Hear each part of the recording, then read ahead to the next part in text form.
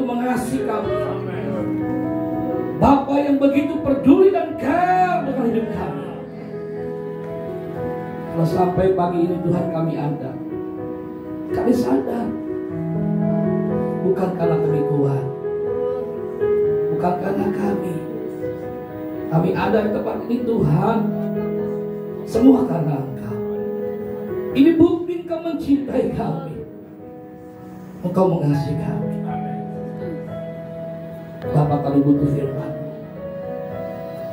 Berfirman buat kami, berajar buat kami. Kami siap mendengarkan hati-Mu, bahkan kami siap terima berkat firman, bahkan kami siap menjadi pelaku firman. Yes. Datanglah kerajaan-Mu dan jadilah kehendak-Mu atas setiap kami umat. Amin. Dalam nama Yesus kami berdoa dan bersyukur. Katakan amin. Yesuslah Kristus Tuhan. Bisa bilang amin? Kita perlu sadar Bapak Ibu, hidup kita ini dikontrol, ditentukan, dipengaruhi oleh alam bawah sadar. Alam bawah sadar kita 78% itu mengontrol kehidupan kita, dan 78% alam bawah sadar kita cenderungnya merusak, menghancurkan kehidupan kita. Nah, jadi Bapak Ibu, ketika kita berkata Yesus Kristus Tuhan, itu meyakinkan diri kita sampai ke alam bawah sadar kita. Sampai alam bawah sadar itu benar-benar dia sadar bahwa Yesuslah Tuhan dalam diri kita. Tepuk tangan lagi. Akan diberikan hak penuh. Untuk apa Bapak? Memasuki kerajaan kekal. Katakan kekal. Jadi kerajaannya bukan kerajaan yang fana, kerajaan yang sementara, tapi sifatnya adalah kekal, abadi. Ya, abadinya bukan rumah duka Bapak Ibu. Itu bukan rumah abadi, rumah duka sementara, tempat transit. Tapi ini adalah kerajaan kekal. Yaitu apa? Kerajaan Tuhan. Katakan 2, 3, kerajaan Tuhan.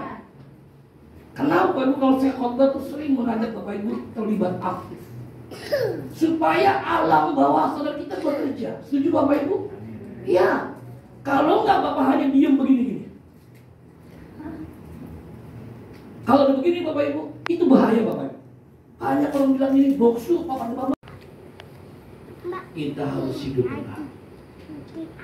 Makanya diperintahkan kalau kita mau hidup di dalam kerajaan Allah, carinya kerajaan Allah, fokusnya ke sana.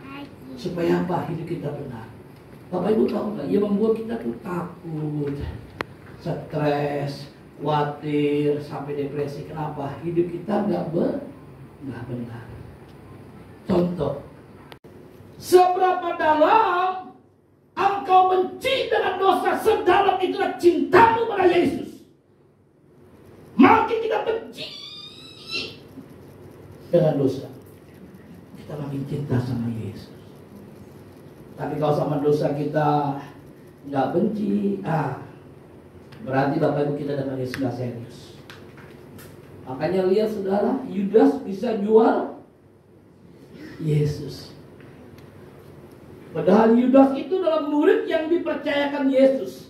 Makanya dia akan jadi bendahara. Kalau Yesus nggak percaya sama Yudas, kan mungkin jadi bendahara. Bendahara itu adalah orang kepercayaan.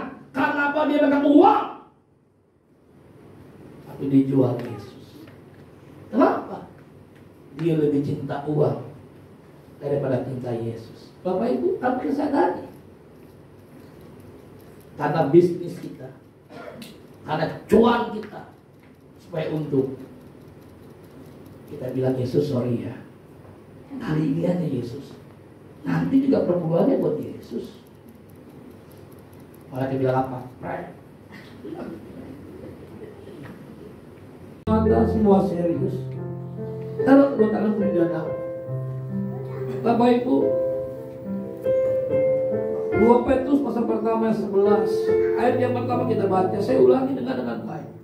Dengan demikian, kepada kita akan dikaruniakan hak penuh untuk memasuki kerajaan kekal, itu kerajaan Tuhan dan juru selamat kita Yesus Kristus Tuhan.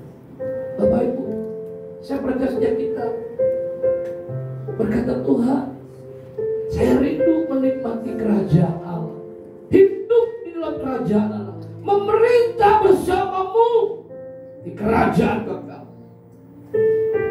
Pertanyaannya Bapak Ibu, dengan mana dengan hidup kita pagi ini? Apakah hidup kita beres?